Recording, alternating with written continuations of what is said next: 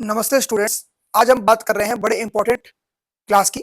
इसमें मैं आपको बताने वाला हूँ life skill and personality development का जो पेपर आपका 2 क्रेडिट का है, बीए के अंतर्गत जो होता है, बीए फर्स्ट सेमेस्टर में, इसके बारे में बात करेंगे। देखिए, ये जो कोर्स है Garhwal university, HN Bahuguna Garhwal university के अंतर्गत बीए फर्स्ट सेमेस्टर के स्टूडेंट को पढ़ाया जा रहा है इस समय।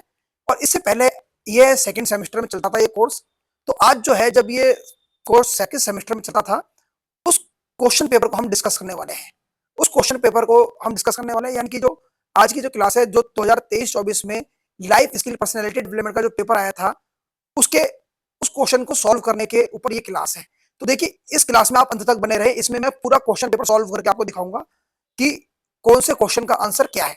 ठीक है, तो लाइफ स्किल का जो पेपर है, पहले इसके इंट्रोडक्शन को जान लेते हैं। देखिए, life skill and personality development का जो पेपर है, इसका जो कोड है 33-12-12 है, पर इस बार जो इसका कोड है बदल गया है। वो अलग कोड से ये पेपर हो रहा है, क्योंकि ये फर्स्ट सेमेस्टर में चल रहा है इस समय, पहले सेकंड सेमेस्टर में चलता था। ठीक है, तो आप ये ओल्ड क्वेश्चन पेपर जिसको हम सोल्व कर रहे हैं, ये आपकी बड़ी हेल्प करेगा, क्योंकि लगभग लाइफ स्किल का सिलेबस एक ही जैसा होता है, क्वेश्चन एक ही जैसे होते हैं। तो देखिए, ये जो पेपर है, पहले समझिए लाइफ स्किल क्या है। देखिए, लाइफ स्किल के अंदर क्या आता है, life skill and personality development का मतलब होता है आपकी पर्सनालिटी को निखारना। आप सुंदर दिखाई दें, अच्छे समझदार दिखाई दें, पढ़े लिखे क्वालिफाइड दिखाई दें, आप स्वस्थ दिखाई दें, मानसिक तनाव आपको ना हो, आपके अंदर लीडरशिप क्वालिटी हो, आप स्वस्थ हो, ताकतवर हो, आपकी पर्सनैलिटी पूरी अच्छी हो, ताकतवर हो, फिट हो, स्वस्थ हो, खुश हो, ये सारी पर्सनैलिटी होती है। तो हमको ये हमारे बड़े बूढ़े बताते आए हैं कि एक अच्छा छात्र वही बन सकता है जो स्वस्थ हो और बिल्कुल फिट हो। एक स्वस्थ दिमाग में ही, स्वस्थ शरीर में ही स्वस्थ दिमाग घर करता है। तो लाइफ स्किल का मतलब है आपको स्वस्थ बनाना, आपकी पर्सनैलिटी को डेवलपमेंट करना। ठीक है, तो अब बात करते हैं इस पेपर की। देखिए, ये जो पेपर है आपका, ये जो पेपर है आपका, ये 1 घंटे का पेपर होगा, 70 मार्क्स का होगा। 1 घंटे में 70 मार्क्स का पेपर होगा। इसमें 35 क्वेश्चन पूछे जाएंगे, 35 क्वेश्चन पूछे जाएंगे, और प्रत्येक क्वेश्चन जो है 2 अंक का होगा। प्रत्येक क्वेश्चन जो होगा 2 अंक का होगा। ठीक है, आपका प्रत्येक क्वेश्चन 2 अंक का होगा। और साथ ही साथ इसमें जो 35 क्वेश्चन में जो आपको पूछे जाएंगे, प्रत्येक क्वेश्चन के लिए आपको मल्टी चॉइस क्वेश्चन मिलेंगे, यानी कि 4 ऑप्शन दिए जाएंगे, 4 में से आपको एक चूज करना पड़ेगा। ठीक है, किसी के लिए भी नेगेटिव मार्किंग इसमें नहीं है, नेगेटिव मार्किंग नहीं होगी आपकी बिल्कुल भी। आपको ध्यान रखना है, आप बिल्कुल नेगेटिव मार्किंग नहीं है, सारे क्वेश्चन अटेम्प्ट करने हैं आपको। ठीक है, तो 35 नंबर का ये क्वेश्चन है, 35 क्वेश्चन इसमें होंगे, 70 मार्क्स का ये होगा। ठीक है, तो आपको क्या करना है, तो अब डिस्कस करते हैं इसमें क्वेश्चन की, एक one by one question discuss करते हैं, क्या क्या क्वेश्चन इसमें पूछे जाएंगे। देखिए, पहला क्वेश्चन इसमें है, हम एक एक करके डिस्कस करेंगे हिंदी इंग्लिश में। आप इस वीडियो में अंत तक बने रहिए। ठीक है, ये 23-24 का पेपर है। अगर कुछ इसमें थोड़ा बहुत गलती भी होगी तो हिमालय ज्योग्राफर इसकी कोई गारंटी नहीं लेता, क्योंकि जो इसके आंसर हमने बड़ी मुश्किल से ढूंढ के निकाले हुए हैं, और लगभग इसके 90% आंसर ठीक ही है। कॉन्फिडेंस है हमको, पर आप फिर भी एक बार कंफर्म कर लेना कोई भी चीज को स्वीकार करने से पहले। देखिए, पहला क्वेश्चन देख लीजिए, what is the purpose of information interview. तो इसका पहले का आंसर है वो है सी। ठीक है, पहले का आंसर सी है। दूसरे का आंसर देखिए, what does the term scheming refer to in reading comprehensive। इसका मतलब है, इसका आंसर है बी, मेन आइडिया कंटेंट करना, यानी कि मेन आइडिया को ले लेना। तो दूसरे का आंसर क्या हुआ, बी हुआ। ठीक है, रीडिंग कंप्रहेंशन में स्कीमिंग शब्द का प्रयोग कब करते हैं हम, किसी भी चुनिंदा चीजों को निकाल लेना, किसी के आइडिया के चुनिंदा पॉइंट्स को निकालना। तीसरा क्वेश्चन जो है हमारा है, वो है during an interview. During an interview what is the best way to answer the question tell me about yourself. अब देखिए, हिंदी मीडियम वाले समझे, अगर कोई आपसे पूछ ले टेल मी अबाउट योरसेल्फ, तो आपका आंसर क्या होगा, तो इसमें आंसर आपका होगा B, focus on your professional background and relative experience. यानी कि आपको सबसे पहले उसको अपना पृष्ठभूमि बतानी पड़ेगी, यानी कि टेक्निकल पृष्ठभूमि, आपको क्या चीजें आती हैं, बी। और वो उसकी पारंगता, अनुभव भी बताने पड़ेंगे। ठीक है, चौथे का आंसर देखिए, व्हाट डज दी 16 पीएफ। देखिए, 16 पीएफ का मतलब होता है, पीएफ का मतलब होता है पर्सनालिटी फैक्टर। तो इसका आंसर होने वाला है ए। चौथे का आंसर क्या होने वाला है, ए होने वाला है। चौथे का आंसर है ए। ठीक है, आप हिंदी में भी देख लेना, वीडियो को पॉज स्टॉप करके। अब पांचवा देखिए, during during a mock interview what is the purpose of receiving feedback. अब देखिए, मॉक इंटरव्यू क्या होता है, मॉक इंटरव्यू होता है एक झूठा इंटरव्यू, जिसका जो एक मतलब एक झूठा इंटरव्यू होता है, इसके अंदर उसका काम क्या होता है, सुधार, आपके अंदर सुधार के लिए क्षेत्रों की पहचान करना, आपके अंदर अभी भी क्या क्या गुंजाइश बची हुई है सुधार करने में, उसका होता है। तो इसका आंसर ए है, to identify area for improvement. Fifth का आंसर ए है। सिक्स का आंसर देखिए, अ टर्म मेंबर स्ट्रगल, एक team member struggle with time management. तो अब इसमें ज्यादा डिटेल में नहीं जाएंगे। छठे का आंसर क्या है, सी है। आप पॉज करके स्टॉप करके देख लेना। छठे का आंसर क्या है, सी है। एक टीम का सदस्य समय प्रबंधन के साथ संघर्ष कर रहा है, तो उसका आंसर क्या होगा, सी होगा। ठीक है, अगला देखिए, सातवां सातवां क्वेश्चन देखिए, a team member express a difference perspective on project approach, यानी कि अगर कोई प्रोजेक्ट आप कर रहे हो और आपका टीम मेंबर कोई आपको अपना अलग विचार दे रहा है तो आपका आंसर क्या होना चाहिए? तो इसका आंसर आपको ए लिखना है। एक्टिवली लिसन, आपको उसको ध्यान से सुनना है। Actively listen, understand their reasoning and consider its merit, आपको ए है। सेवंथ का आंसर क्या है? ए है। एट्थ का आंसर देखिए, effective listening in a team environment include, eighth का आंसर है ए, इसका आंसर भी ए ही है। Focusing only on the person who's currently speaking, आपको जब कोई बोल रहा होता है उसको ध्यान से सुनना होता है, ठीक है। एट्थ का आंसर है ए।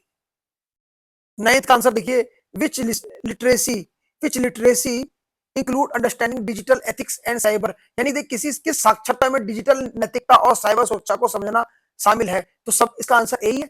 डिजिटल लिटरेसी, डिजिटल लिटरेसी के अंदर ही तो हम डिजिटल एथिक्स को सीखते हैं, डिजिटल नैतिकता को।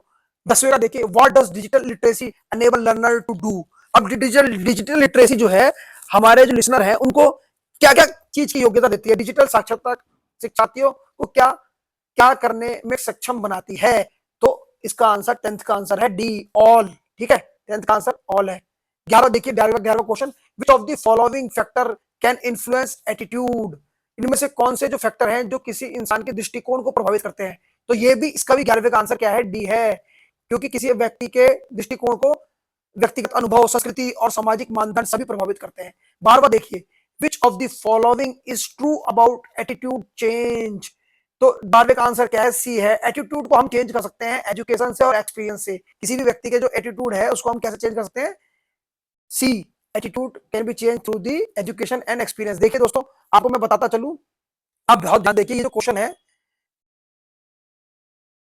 इसमें आपको ध्यान रखना है कि आपको एक चीज ध्यान रखनी है कि ये जो क्वेश्चन पेपर है ये लास्ट 2023-24 का है, लाइफ स्किल का, और हो सकता है कि इसमें क्वेश्चन रिपीट भी हो जाए, तो आपको एक एक क्वेश्चन को बिल्कुल ध्यान से देखना है, ठीक है। बहुत ध्यान से देखना है आपको, इसमें क्वेश्चन रिपीट हो सकते हैं। Which type of the motivation is related to personal gratification, आपको किस प्रकार के जो मोटिवेशन है, किस प्रकार की प्रेरणा व्यक्तिगत संतुष्टि से संबंधित है, तो देखिए आंतरिक प्रेरणा जो होती है बी, इसका जो आंसर है बी है। इंट्रिसिक मोटिवेशन, इंट्रिसिक मोटिवेशन जो है हमको प्रेरित करता है। चौथा देखिए, what factor can lead to demotivation, आपको डीमोटिवेट क्या क्या चीजें कर सकती हैं, आपको पता है? आपको डीमोटिवेट कौन से कारक डीमोटिवेशन का कारण बन सकते हैं? आपको जो डीमोटिवेट कर सकता है, मान्यता का अभाव, अत्यधिक कार्यभार और खराब कार्य जीवन शैली, तो ये सब चीजें आपको किसी भी कार्य में डिमोटिवेट कर सकती है, तो इसका आंसर क्या है? ऑल अबाउ, लैक रिकॉग्निशन, ये सही है, excessive workload, poor working life. 15वें का आंसर देखिए, 15वें का बोल रहा है, what does Maslow need hierarchy theory propose, देखिए मैस्लो क्या थे? मैस्लो साहब एक विद्वान थे जिन्होंने 1943 में एक थ्योरी ऑफ मोटिवेशन दी थी। उनके अनुसार जो था कि जो हमारे जो मोटिवेशन है, हमारी जो आकांक्षा है, मोटिवेशन है, हमारी नीड्स जो है समय के साथ परिवर्तित होती है, वो कभी भी स्थिर नहीं होती, फिक्स्ड नहीं होती, ना इररिलेवेंट होती है। तो याद है 15वें का आंसर क्या है? ए है। 15वें का आंसर ए है। 15 क्वेश्चन नंबर 15 का आंसर ए है। क्वेश्चन नंबर 16 का आंसर भी ए ही है। What is the primary purpose of yoga in stress management, yoga का जो पहला पर्पस होता है स्ट्रेस मैनेजमेंट में वो होता है एलिमिनेट स्ट्रेस, ठीक है। 16वें का आंसर भी ए है। मैं जल्दी जल्दी बता रहा हूं, आप वीडियो में अंत तक बने रहे, आपको बड़ी मदद करेगा ये पेपर, ठीक है। 17वें का आंसर देखिए, how does meditation contribute to memory improvement, तो मेडिटेशन है यानी कि ध्यान जो हम लगाते हैं, ओम ध्यान लगाते हैं ना, ध्यान लगाने में हमारा क्या चीज मदद करती है? तो ध्यान जो है हमारी बॉडी के लिए इतना अच्छा होता है कि इससे हमारा ब्लड प्रेशर कंट्रोल होता है, ब्लड फ्लो कंट्रोल होता है, रिड्यूस कोर्टिसोल रिड्यूस करता है, और आपका और भी बहुत सारी चीजें यानी कि इंटरसेप्टिव इंस्पोर्टेशन को भी कम कर देता है ये, ठीक है। तो 17 का आंसर हमारा डी है। What is the primary biological mechanism through yoga reduce stress, इसका आंसर जो है स्ट्रेस रिड्यूस करने में जो मैकेनिज्म है, योगा कैसे मदद करती है, वो हमारी बॉडी से पीएफसी को कम कर देती है। किसको कम कर देती है? पीएफसी को, यानी कि प्री फ्रंटल कॉर्टेक्स को वो क्या कर देती है? कम कर देती है, याद रखना है। तो 18वें का आंसर क्या है? ए है। 19वें का आंसर देखिए, 19वें का आंसर देखिए, how does a lifestyle contribute to developing willpower, अब देखिए जो है इच्छा शक्ति विकसित करने के में एक योगिक जीवन शैली कैसे योगदान करती है, तो उसका आंसर क्या है? बी है। 19वें का आंसर बी है। 20वें का आंसर देखिए, yoga offer stress management technique through, 20वें का आंसर भी बी है। A combination of physical posture, तो योगा जो मतलब होता है, देखिए 20वें का आंसर को मैं एक्सप्लेन कर देता हूँ। ये योगा का मतलब होता है 3 चीजों के योगा में, एक होता है आसन, दूसरा होता है प्राणायाम यानी कि सांस लेने की एक्सरसाइज जिसमें हम सांस अंदर बाहर करते हैं, और तीसरा होता है मेडिटेशन यानी कि ध्यान लगाना, ओम करते हैं ना। तो मेडिटेशन यानी कि ध्यान लगाना ओम, प्राणायाम यानी कि एक्सरसाइज करना, ब्रीथिंग एक्सरसाइज, और आसन मानी कि जैसे सूर्य नमन आसन, चक्रासन, दुनिया भर के आसन जो होते हैं, बहुत सारे आसन होते हैं, वो करना। तो 20वें का आंसर क्या है, बी है। अब देखिए 21वें का, विच of the following body language cues might indicate the someone is feeling defensive, यानी कि निम्नलिखित में से कौन सी बॉडी लैंग्वेज जो है संकेत देती है कि कोई रक्षात्मक है। तो इसका आंसर क्या है, डी है। वो अपने हाथ बांधेगा, क्रॉस आर्म रहेगा, वो क्या करेगा, अपने क्रॉस आर्म रहेगा। जब आपका सामने वाला कोई क्रॉस आर्म में हो तो समझ लेना कि वो रक्षात्मक है, ठीक है। तो 22वें का आंसर देखिए, which of the following is the first step in problem solving process. Problem solving, किसी समस्या का समाधान करने के लिए आपको क्या ढूंढना पड़ेगा, क्या पता होना चाहिए। देखिए किसी भी समस्या का समाधान करने के लिए सबसे पहले आपको पता होना चाहिए समस्या है क्या, समस्या क्या है। तो आपको पहले समस्या को परिभाषित करना पड़ेगा, यानी कि डिफाइनिंग द प्रॉब्लम, ठीक है। तो इसका आंसर क्या है, डी है। डॉक्टर भी तो तभी दवाई देता है, पहले जांच करता है कि भाई इसको बीमारी क्या है, जब उसको पता चल जाता है बीमारी क्या है, उसके हिसाब से वो दवाई दवाई लिखता है डॉक्टर। तो सही है। 22वें का आंसर हमारा है डी। अब हमारा 23वें का आंसर देखिए, 23वें का आंसर देखिए, 23वें का आंसर हमारा ए है। In decision making what does the acronym SWT stand. SWT माने होता है, SW देखो डिसीजन मेकिंग जो हम लेते हैं ना, उसमें SWOT का बड़ा महत्वपूर्ण होता है। SWOT की फुल फॉर्म होती है strength, weakness, opportunity and threat, यानी कि ए, इसका आंसर ए है। 24वें का आंसर देखिए, a successful leader is often describe as having which of the following quality. एक सक्सेसफुल लीडर जो होता है, एक सफल नेता होता है, उसके अंदर क्या क्वालिटी होनी चाहिए, इमोशनल इंटेलिजेंस होना चाहिए, उसके अंदर क्या होना चाहिए, भावनात्मक बुद्धिमत्ता होनी चाहिए। तो 24वें का आंसर सी है। 25वें का आंसर देखिए, which of the following is consider good email etiquettes in the professional setting. तो यानी कि अब आप किसी को अब देखो उसमें कंप्यूटरबिलिटी आ गई, ठीक है। अगर आप किसी को मेल लिख रहे हो तो मेल लिखने में सबसे पहले बंदा क्या पढ़ेगा, आपका सब्जेक्ट पढ़ेगा ना, सब्जेक्ट। तो इसका आंसर है इंक्लूडिंग ए क्लियर सब्जेक्ट लाइन। आपको सब्जेक्ट में अच्छे सब्जेक्ट को चूज करना है, विषय अच्छा लिखना है। जब आप किसी को चिट्ठी लिखते हो, ना, तो सबसे पहले आप विषय तो लिखते हो ना, तो आपको विषय बिल्कुल साफ क्लियर लिखा होना चाहिए, ठीक है। तो आपको ध्यान रखना है कि विषय जो है आपका इंपॉर्टेंट होता है। तो इसका आंसर क्या है, 25वें का सी है। 26वें का आंसर देखिए, ड्यूरिंग अ जॉब इंटरव्यू। देखिए during a job interview a candidate avoid eye contact and slouches in their chair, this body language might suggest. यानी जैसे आप ना कोई इंटरव्यूअर हो और आपके सामने कोई बंदा इंटरव्यू लेने के लिए आया, तो इंटरव्यू देने के लिए आया, तो और वो तुम्हारे तुमसे आंख से आंख नहीं मिला पा रहा, और वो चेयर में लुत्फता सा बैठा हुआ है, यानी कि टेबल में दोनों हाथ रख के बैठा हुआ है, लेजी सा दिखाई दे रहा है, लेजी यानी आलसी सा। तो आज का मतलब क्या हुआ, इसका मतलब इसका आंसर हुआ 26वें का आंसर हुआ B, lack of confidence and nervousness. वो बंदा ना आपके सामने जो है बी, वो है आत्मविश्वास की कमी है उसके अंदर, और घबराया हुआ भी है वो, ठीक है। 26वें आंसर बी है, बी मारना है। 27वें देखिए, which of the following is an example of aerobic exercise. और देखिए एरोबिक एक्सरसाइज कौन कौन सी होती है बेटा, देखो ध्यान से सुनो। एरोबिक एक्सरसाइज वो होती है, योगा भी एरोबिक एक्सरसाइज नहीं होती, वेट लिफ्टिंग एरोबिक एक्सरसाइज नहीं होती, ना स्ट्रेचिंग एरोबिक एक्सरसाइज होती है। रनिंग जो होती है, रनिंग रनिंग यानी कि दौड़ना जो है, ये एक एरोबिक एक्सरसाइज होती है। अब देखिए 28वें का आंसर देखिए, which nutrition is essential for repairing and building body tissues. देखिए हमारी बॉडी के जो टिश्यू होते हैं ना, हमारे जो बॉडी के जो हमारी जो बॉडी के जो टिश्यू होते हैं, हमारी बॉडी के जो ऊतक होते हैं, उनको कौन रिपेयर करता है, उनको ठीक कौन करता है, तो याद रखिए उन सबको ठीक कौन करता है, प्रोटीन करते हैं। क्या करते हैं, प्रोटीन। तो 28वें का आंसर क्या है, बी है, प्रोटीन है। 29वें का आंसर देखिए, what health hazard are linked to obesity, यानी कि मोटापे से कौन सी स्वास्थ्य समस्या हो सकती है। देखिए मोटापे से जो हार्ट अटैक की स्वास्थ्य समस्या हो सकती है, यानी कि इसका आंसर है A, increase risk of heart disease, यानी कि हृदय रोग हो सकता है मोटापे से, ध्यान रखना है, ठीक है। 30वां क्वेश्चन भी मोटापे पर ही पूछ दिया इन्होंने। देखिए मोटापे के दो प्रकार है, एक पेट के आसपास का मोटापा और एक होता है कूल्हे के आसपास, यानी कि आपके हिप्स के आसपास का मोटापा, कूल्हे के आसन के आसपास का मोटापा।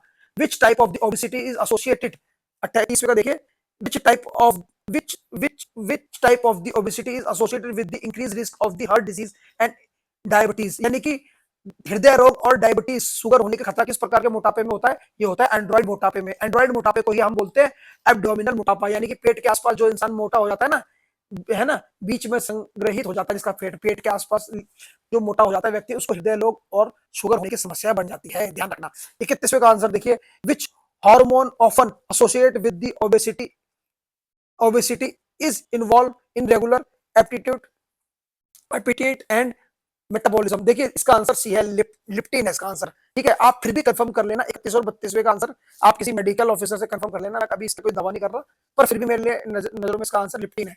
ठीक है, 32वां देखिए, what is the primary benefit, 32वां देख लीजिए, व्हाट इज द प्राइमरी